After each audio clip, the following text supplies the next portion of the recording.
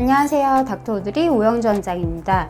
여러분이 생각하기에 사람을 가장 늙어 보이게 만드는 주름은 어떤 부위라고 생각하시나요? 일반적으로 인디언 밴드, 팔자주름, 그리고 마리오넷 주름 이렇게 세 가지 부위를 많이 언급하곤 합니다. 이 주름들은 노화의 지표라고 할 수 있을 정도거든요. 제 개인적인 생각으로는 이 중에서도 팔자주름이 무엇보다도 많은 스트레스를 유발한다고 보는데요. 그 이유는 팔자주름 시술을 하는 분들이 압도적으로 많기 때문입니다. 오늘은 노화를 대표하는 3대 주름 중에서 팔자주름에 대해서 자세하게 다루어 보겠습니다. 팔자주름은 앞서 말씀드린 세 가지 주름 중에서 가장 먼저 나타나는 주름인데요. 보통 30대 전후에 많이 생기기 시작하고 노화가 진행되면서 40, 50대에 더 길이가 길어지고 깊어지게 됩니다. 물론 20대에서도 표정 짓는 습관으로 인해서 생기기도 합니다. 팔자주름은 항상 말하고 먹을 때 움직임이 있는 부위이기 때문에 노화 현상이 가장 뚜렷하게 발생할 수밖에 없는 부위입니다. 먼저 팔자주름을 개선하기 위해서는 원인에 따라 치료법이 달라지기 때문에 원인 파악이 우선되어야 하는데요. 첫 번째 원인은 가장 많은 원인을 차지하고 있는 일명 귀족이라고 불리는 콧볼 옆부분의 볼륨 감소 때문입니다. 비교적 해결 방법이 간단한 편인데요. 일반적으로 알고 계시는 히알루론산 필러나 주베룩 볼륨과 같은 콜라겐 생성 필러로 채워주는 방법입니다. 하지만 여기서 주의해야 할 점은 팔자주름을 완벽하게 교정하고자 해서 너무 많은 양의 히알루론산 필러를 한꺼번에 과도하게 주입하면 필러가 팔자주름 위쪽으로 이동할 수 있어서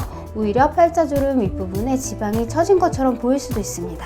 따라서 팔자주름 필러 시술을 할 때는 과하게 교정하지 말고 적정한 양으로 시술을 하고 리터치 시술을 통해서 조금씩 보완하는 방법이 좋습니다. 또한 최근에 많이 사용하고 있는 방법 중 하나인 뉴캐번실인 잼버실을 팔자주름 부위에 같이 시술을 하면 필러의 이동을 최소화해 줄 수 있으므로 권장을 드립니다. 그리고 무조건 자연스러움을 추구하시는 분들은 번거롭더라도 주베룩 볼륨과 같은 콜라겐 생성 필러를 3번 이상 반복해서 시술받는 방법을 권장드립니다. 내 몸속의 콜라겐 생성 능력을 끌어올리는 방법이기 때문에 히알루론산 필러보다 차오르는 속도는 조금 더딜 수 있지만 더욱 안전하고 자연스럽게 볼륨을 채워줍니다. 두 번째 원인은 팔자주름 바로 위쪽 볼 지방의 처짐 때문입니다. 바로 이 부분, 말라페페드가 있는 부분인데요. 이 부분이 노화가 진행이 되면 점점 아래로 처지게 되면서 팔자주름이 깊어져 보이게 됩니다. 이를 해결하기 위해서는 처져 있는 지방을 제거하면 되는데요. 간단한 방법으로는 울세라, 텐세라, 슈링크와 같은 초음파 리프팅과 인모드 시술을 병합해서 지방의 크기를 줄이고 자연스럽게 리프팅 시켜주면 됩니다. 처짐이 심할 때는 실을 이용한 리프팅이 병행되어야 더 만족스러운 경우도 있기 때문에 시술 전 꼼꼼한 상담이 필요합니다. 만약 지방량이 많지 않고 자연스럽고 오래 지속되는 효과를 원할 때에는 실루엣 소프트가 좋고요. 지방량이 많고 처짐이 있는 편일 때는 조금 더 강력하게 잡아당겨줄 수 있는 실루엣 픽스를 권장드립니다. 그런데 보통 팔자주름 윗부분 지방이 볼록하게 처짐이 생긴 분들의 경우 복합적으로 귀족 부분의 볼륨 감소도 같이 동반되어 있기 때문에 두 가지를 모두 해결해줘야 팔자주름이 개선될 수 있습니다. 그래서 상담을 할 때 가끔 오해를 받는 경우도 있는데요. 친구분이 팔자에 팔자 필러만 살짝 맞고 팔자주름이 없어져서 본인도 그 생각을 하고 오셨는데 막상 상담을 해보니 리프팅도 해야 된다고 하고 팔자에 필러도 해야 된다고 하고 팔자 필러는 또 리터치까지 해야 된다고 하니 의아해 하시는 경우도 많이 있습니다.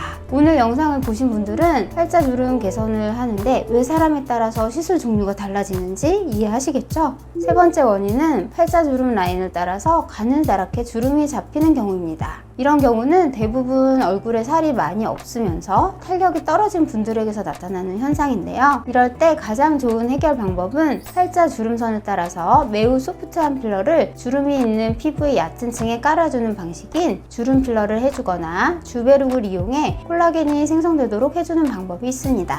아까도 말씀드렸듯이 콜라겐 생성 촉진제를 선택하신다면 3회 이상의 반복 시술이 필수입니다.